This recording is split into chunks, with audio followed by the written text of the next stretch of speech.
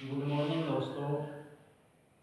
आपके अपने YouTube channel star online academy में आपका स्वागत है। पिछले वीडियो में मैंने आपको कक्षा 10 के प्रथम अध्याय भोजन एवं मानव स्वास्थ्य के भाग 2 के बारे में बताया था। आज इस वीडियो में मैं आपको उससे आगे जो टॉपिक है पीने योग्य पानी के गुण, यहाँ से शुरू करते हैं। तो देखिए,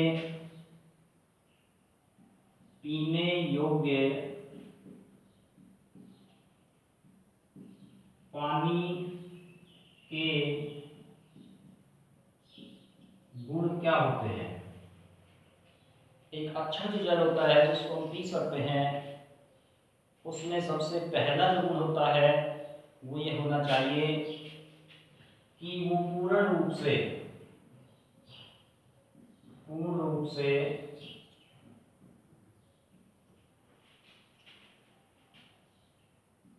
जीवाणु रहित होना चाहिए।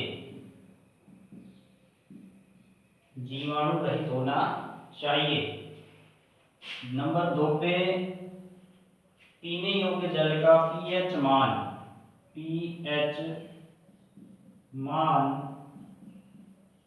7 होना चाहिए। पीने योग्य जल का पीएच मान कितना होना चाहिए? 7 होना चाहिए। इसके पश्चात नंबर 3 पे पीने योग्य जो जल होता है उसमें आंखों से दिखाई देने वाले सूक्ष्म कण व वनस्पति नहीं हो। इसके बाद नंबर 4 पे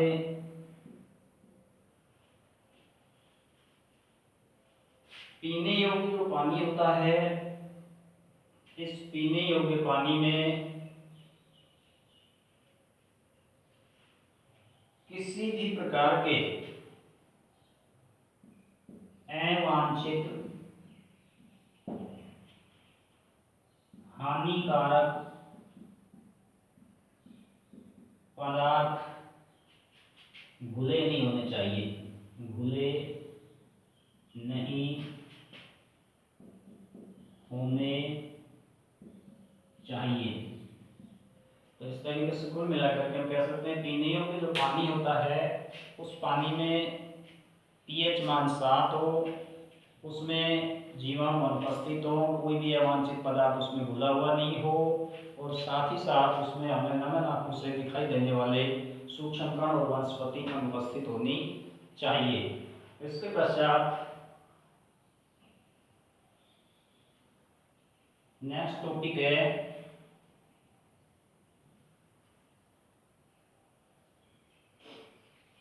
बीएमआई।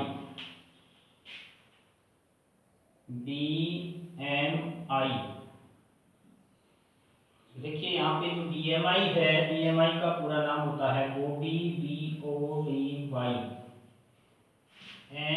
MASS मास INDEX। बॉडी मास इंडेक्स होता है। इसको हिंदी में कहते हैं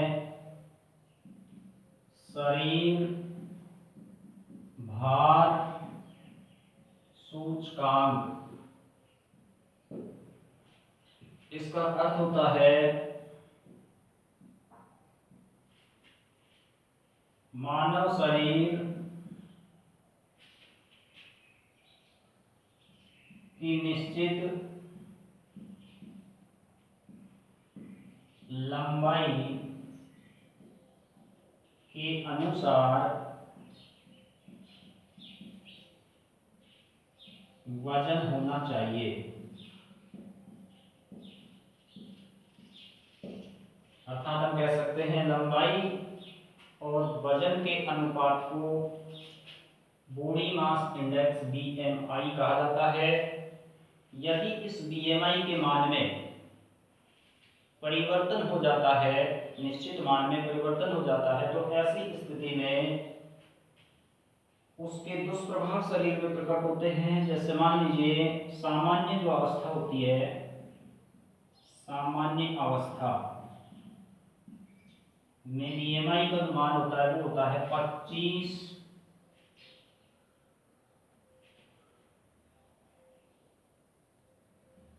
किलोग्राम प्रति वर्ग मीटर।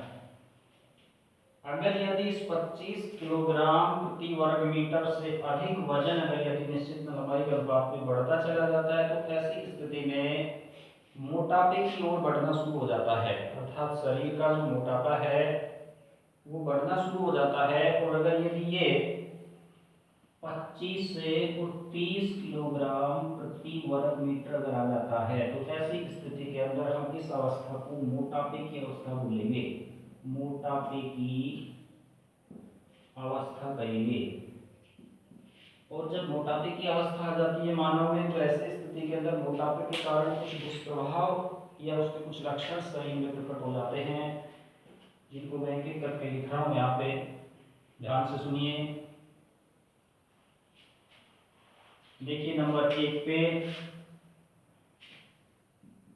मोटापे के लक्षण व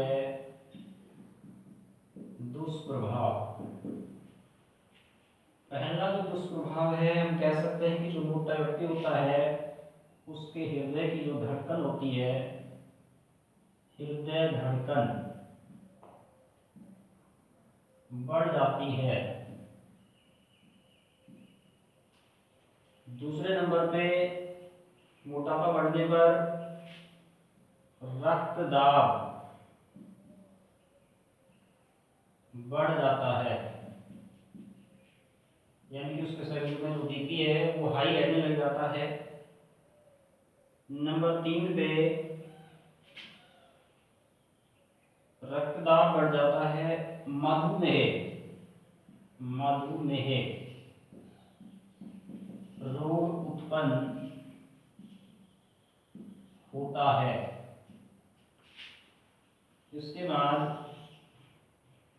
जिस व्यक्ति का रक्त बढ़ना बढ़ गया, हृदय की धड़कन बढ़ गई, मधुमेह रोग हो जाता है, उसको साथ ही साथ नींद भी अधिक आती है, नींद अधिक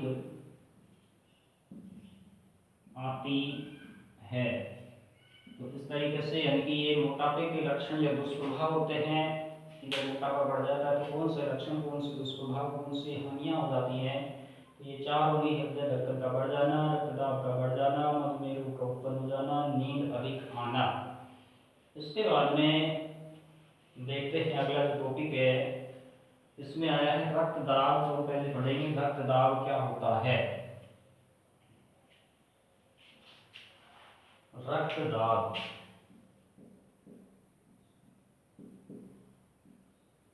ब्लड प्रेशर यानी कि बीपी। हम सभी जानते हैं कि हमारे शरीर में जो सर्कुलेशन सिस्टम है, परिसंचरण जो तंत्र है, उसमें एक हट पढ़ते हैं, एक रक्त पढ़ते हैं और एक वाहिनियां या नलिकाएं पढ़ते हैं। तो उनमें से बीपी का जो संबंध है वो रक्त और वाहिनियों से होता है, अर्थात जो धमनी है इनमें रक्त बहता है।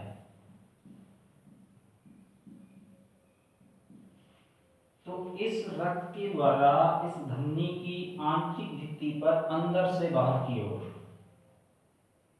धमनी की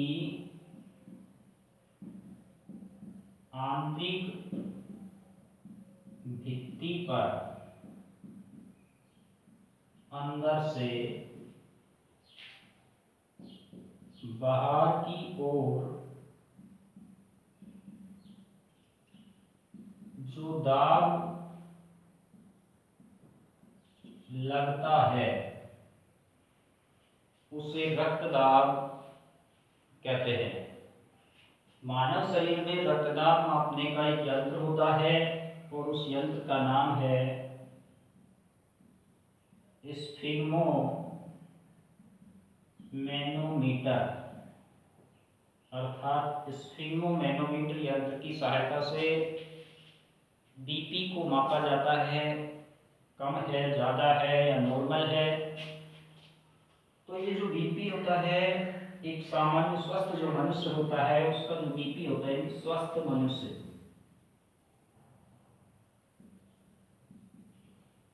का बीपी बराबर होता है 120/80 mmHg स्केल पे होता है। इसके बाद में ये जो रक्तचाप है ये दो प्रकार का होता है। एक को अपन कहते हैं LBP, लो ब्लड प्रेशर या निम्न रक्तचाप, और एक को अपन कहते हैं high blood pressure HBP। Number एक पे LBP, लो ब्लड प्रेशर या निम्न रक्तचाप, इसमें 80 mmHg से कम होता है। और HBP हाई ब्लड प्रेशर में 120 mmHg से अधिक होता है। तो इस तरीके से ये दो प्रकार का हो गया, LBP और HBP। इसके बाद में LBP और HBP यानी कि ब्लड प्रेशर के बाद में अपने पास में जो टॉपिक्स है वो है नशीली